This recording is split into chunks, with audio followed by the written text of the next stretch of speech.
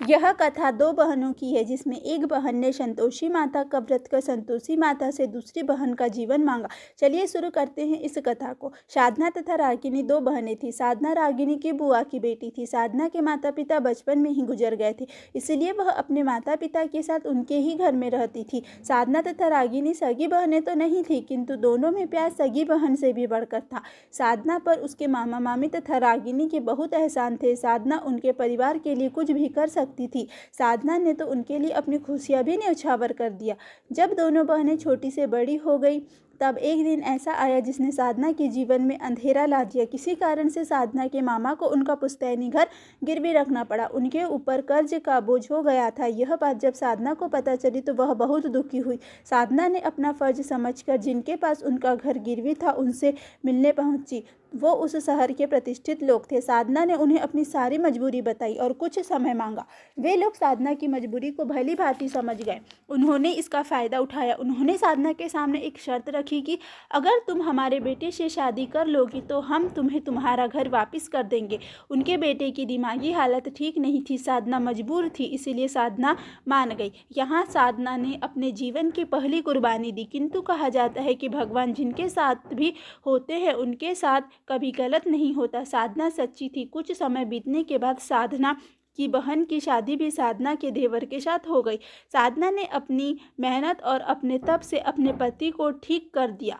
दोनों बहनें खुशी खुशी रहने लगी। किंतु कहा जाता है ना कि खुशियाँ ज़्यादा समय तक नहीं टिकती। कुछ समय बाद दोनों बहनें गर्भवती हुई। साधना उम्र में तो रागिनी से छोटी थी, किंतु वह अपनी खुशी से पहले रागिनी की खुशी देखती थी। एक दिन अचानक साधना को बुरे बुरे स्वप्न आने लगे कि उसकी बहन की मृत्यु होने वाली है, जिससे साधना बहुत घबरा जाती है। तब साधना की पड़ोसी उसे संतोषी माता का व्रत करने की सलाह देती है। बड़ी श्रद्धा से 11 शुक्रवार माता संतोषी का व्रत कर उद्यापन करती है। तब उद्यापन के समय माता संतोषी से प्रार्थना करती है कि वह उसकी बहन के ऊपर आने वाली हर विपदा को साधना के ऊपर डाल दे। उसी दिन दोनों बहनों को प्रसव पीड़ा होती है। साधना को पहले एक बेटी होती है, किंतु रागिनी को जिस कार से हॉस्पिटल ले जाते हैं उस कार का एक्सीडेंट हो जाता है। रागिनी की हालत बहुत बिगड़ जाती है। किसी तरह उसे हॉस्पिटल में लाया जाता है, किंतु रागिनी का खून बहुत बह चुका होता है, जिससे उसे खून की कमी हो जाती है। किंतु खून नहीं मिल रहा था। तब साधना खुद को रोक नहीं पाती है। वह रागिनी के लिए खून का इंतजाम करने के लिए हॉस्पिटल से चली जाती है तथा संतोषी माँ से प्रार्थना करती है कि हे माँ, मैंने सच्ची भक्ति से आपका व्रत किया है। आपको मेरी बहन के प्राण बचाने ही होंगे।